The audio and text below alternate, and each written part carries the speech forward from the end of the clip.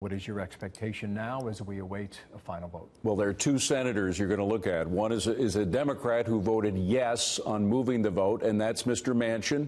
Apparently, he heard a lot from his constituents in West Virginia. He is in a very heavy pro-Trump state. Over 40% of his constituents voted for Donald Trump in the last election, so he is really in the spotlight.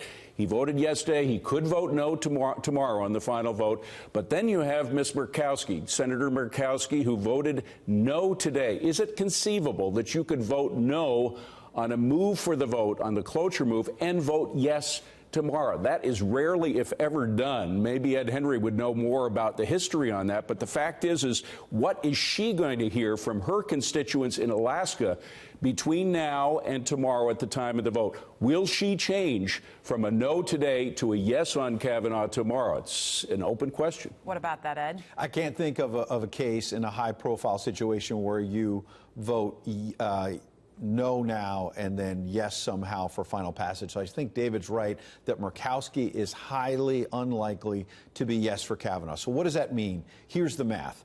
If Murkowski stays no tomorrow and Manchin potentially splits this and says to his constituents, look, I voted yes to move this forward. I don't like the division in Washington. I want to give the man a vote, but potentially votes no in final passage to appease Democrats, tries to split the baby. Let's assume that for a moment.